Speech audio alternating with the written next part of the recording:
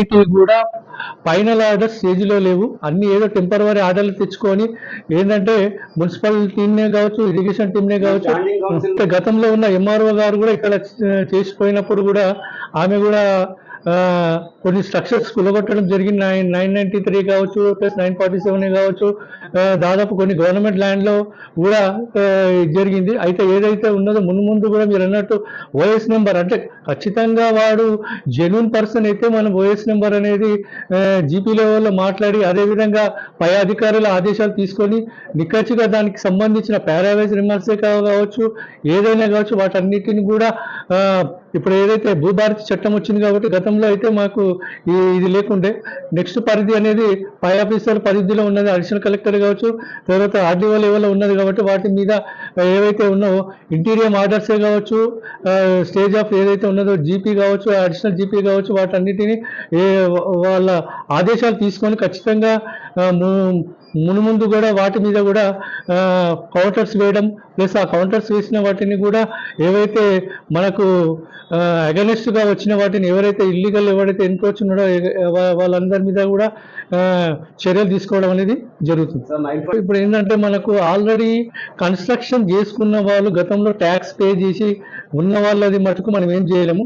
ఏదైతే new structures ఏవైతే ఉన్నాయో నోటీస్లో ఉన్న వాటిని అన్నిటినీ ఎఫ్టీఎల్ బిల్తో న్యూ స్ట్రక్చర్స్ అంటే వెకెంట్ స్ట్రక్చర్స్ కాంపౌండ్ వాళ్ళే కావచ్చు, స్ట్రక్చర్స్ ఉన్న వాటిని అన్నిటిని కూడా కులగొట్టడం జరుగుతుంది. ఇప్పుడు ఏమైతే మేము మళ్ళీ కులగొట్టడానికి పోతే మీరు అన్నట్టు ఇంతకుముందు కౌంటర్స్ అనేది కరెక్ట్గా వేస్తేనే దాని మీద, ఎందుకంటే ఇందులో 17 ఎకర్స్ 18 గుంట ఉన్నది, అందులో 4 ఎకర్స్ అనేది సికమ్ ల్యాండ్ ఉన్నది, రిమైనింగ్ ల్యాండ్ అనేది కోర్ట్ కేస్ స్టాండ్లో ఉన్నది. అయితే ఇందులో ఎంతమంది కోర్టుకి వెళ్ళారు, ఎంతమంది వెళ్ళారనే నాకు కూడా నేను ఫైల్ కూడా స్టడీ చేయలేదు. అయితే గతంలో చూస్తే 78 మంది ఇందులో ఈ 947లో స్ట్రక్చర్స్ కట్టడం అనేది జరిగింది. అయితే అందులో ఏవైతే వెకెంట్ ఉన్న వాటిని మటుకు ఖచ్చితంగా కూలగొట్టడానికి ఖచ్చితంగా నేను నిర్ణయం తీసుకుంటానని చెప్పి పై అధికారుల ఆదేశం.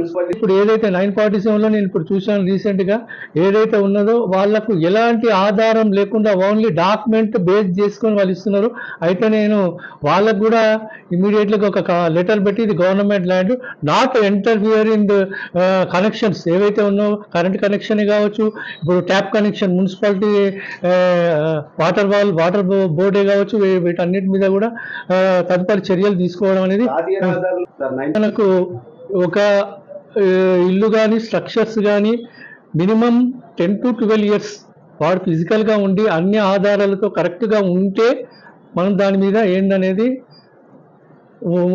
ఉంచనీయగలుగుతాం. అదేవిధంగా ఎలాంటి ప్రూఫ్ లేకుండా ఎలాంటి ఇల్లీగల్ ఉండి డాక్యుమెంట్స్ని ఇది చేయడము అంటే నేను అనేది ఏజీపీ చేసుకొని రిజిస్ట్రేషన్ చేయకుండా ఫేక్ డాక్యుమెంట్స్ సృష్టించి ఇవన్నీ చేసిన అనుకో దాని మీద ఖచ్చితంగా యాక్షన్ అనేది ఉంటుంది.